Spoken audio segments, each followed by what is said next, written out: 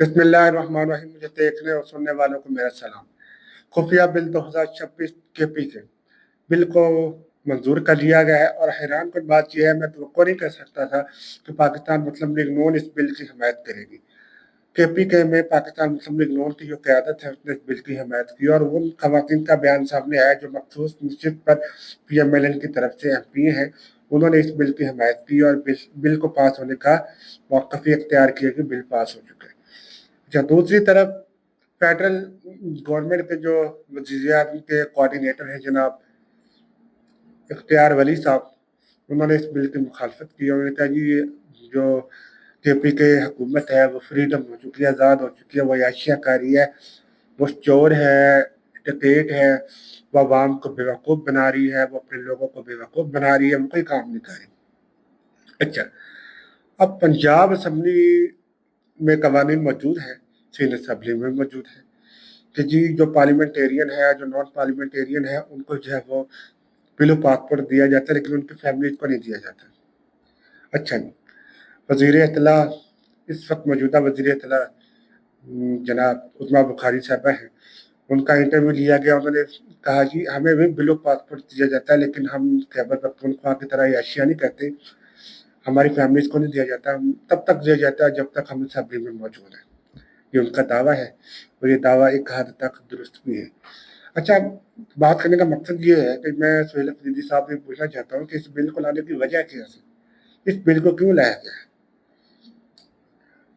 ज़रिया ये भी बताते हैं कि अदालत ने 9 मई केस में सुहेल अफरीदी साहब को बुलाया था, लेकिन सुहेल अफरीदी साहब अपनी ज़ाती मसरूफियात की वजह से या सियासी या हुकूमती मसरूफियात की वजह से अदालत में पेश ना हो सके।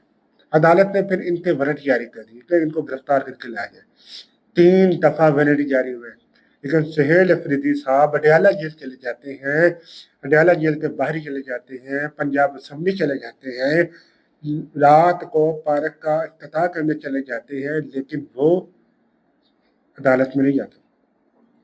जहाँ की अदालत में इंसाफ की तवक्को रखते हैं उसी अदालत के सामने पेश नहीं होते। अगर सुहेल अफरीदी साहब बेगुनाह है तो अदालत जाए। हाल ही के अंदर मुस्तकबिल के अंदर देखा जाए तो नवाज साहब ने भी अदालतें भुगती हैं, मरियम साहबा ने भी गई, शहबाज शरीफ, हमजा शहबाज, जरदारी साहब, उन्होंने भी अदालतें देखी हैं, वो अदालतों में गए हैं। ठीक है, उन्होंने अदालतें देखी हैं, उन्होंने अपनी हिस्सा लिया है, एहतसाब अदालत में उनको पेश किया गया, मुख्तलिफ अदालतों में वो गए हैं, लेकिन उन्होंने डर खौफ की वजह से इस तरह का बिल पास नहीं करवाया कि जी वज़ीर आला साहब जो अदालतों से इस्तिस्ना लेंगे।